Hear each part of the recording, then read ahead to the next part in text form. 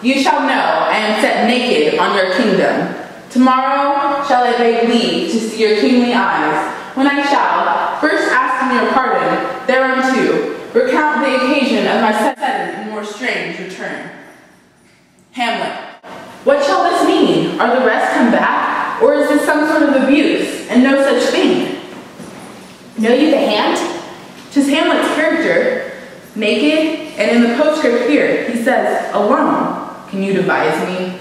I'm lost in it, my lord, but let him come. It warms the very sickness in my heart, that I shall live, and tell him to his teeth. Thus diest thou. If it be so, Laertes, as how should it be so? How otherwise? Will you be ruled by me? Aye, my lord, so you will not rule me to a peace. To thine own peace, if he be now returned, as checking at his voyage, and that he means no more to undertake it, I will work him to an exploit, now ripen my device. Under that which he shall not choose but fall, and for this death no wind of blame shall breathe, but even his mother shall uncharge the practice, and call it accident. My lord, I will be ruled. Rather, if you could devise it, so that I might be the organ. It falls right.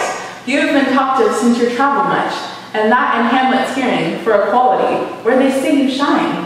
For your sum of some parts did not together pluck such envy from him, is that one, and in my regard of the unworthiest siege.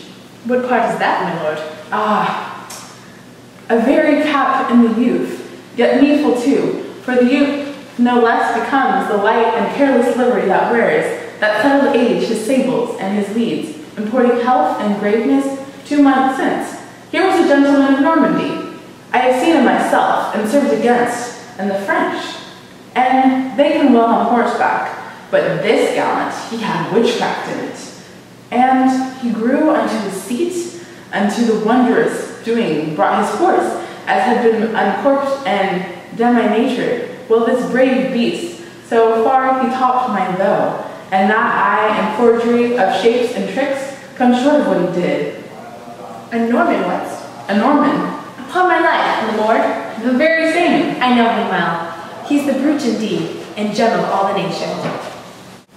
He made confession of you, and gave you such masterly report for art and exercise in your defense, and your rapier most especial, that he cried out, 'Twould be a sight indeed if one could match you. The scrimmers of their nation, he swore, had neither motion, guard, nor eye, if you opposed them. Sir, this report of his did Hamlet so envenomed with his envy, that he could do nothing but wish and beg your sudden coming over to play with you. Now out of this. What's out of this, my lord?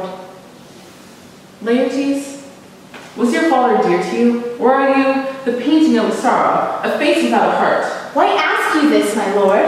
It's not that I think you did not love your father, it's just that love began at a time, and now that I see, with passages of proof.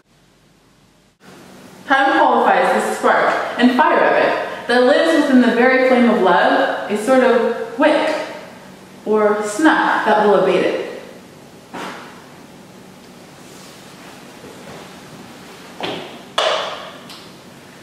And nothing is a little goodness still, for goodness, growing to pleurisy, dies in its own too much, that we should do when we would. For this would changes, and hath abatements, and delays as many as there are tongues, our hands, our accents. And then this should is like a spendthrift sigh, that hurts by easing. But to the quick of the ulcer, Hamlet comes back. What would you undertake? To show yourself indeed your father's son, without the words. To cut his throat in his church. Oh. No place indeed should murder sanctuarize. Revenge should have no bounds. But, good Laertes, will you do this? Keep close within your chamber. Hamlet will turn, shall know you are come home. Will put on those, shall praise your excellence, and set a double varnish on the fame the Frenchman gave you. Bring you, and find together, and wager over your heads, he being remiss, most generous, and free from all contriving, will not use the foils, so that with ease, or with a little shuffling, you may choose a sword, unbated, and in a passive practice, requite him for your father. I'll do it, and for the purpose, I'll anoint my sword. I bought an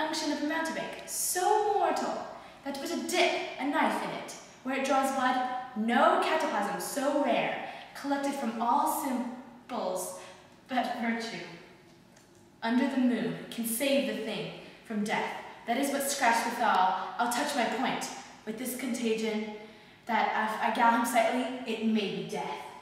Let's further think of this. Weigh what the convenience both of time and means may fit us to shape. If this should fail, and that our drift look our bad performance, 'twere better not essayed. Therefore this project should have a back, or a second that might hold, if this should blast and prove. Soft, let me see. We'll make a solemn wager on your cunnings. I have it. When in your motion you are hot and dry, as make your bouts more violent to that end, and he calls for a drink I'll have prepared for him, a chalice for the nonce, whereon but sipping, if he by chance escape your venom stuck, or purpose may hold there. But stay! What noise? Now, sweet queen!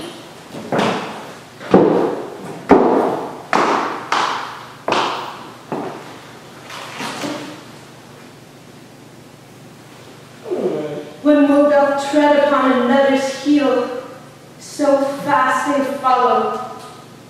Your sisters drowned, Laertes. Drowned? Oh, where? There's a willow grows askant the brook, that shows its hoary leaves in a glassy stream. There with fantastic garlands did she make, of crowflowers, nettles, daisies, and long purples, that liberal shepherds give a grosser name, but our cold maids do dead men's finger call them. There on the pendant boughs her coronet weeds clamoring to hang, an envious sliver broke, when down her weedy trophies and herself fell in the weeping brook. Her clothes spread wide, and mermaid-like, a while they bore her up, which time she chanted snatches of old lauds, as one incapable of her own distress, or like a creature, native and endued unto that element, but long it could not be, till that her garments, heavy with their drink, pulled the poor wretch from her melodious lay to muddy death.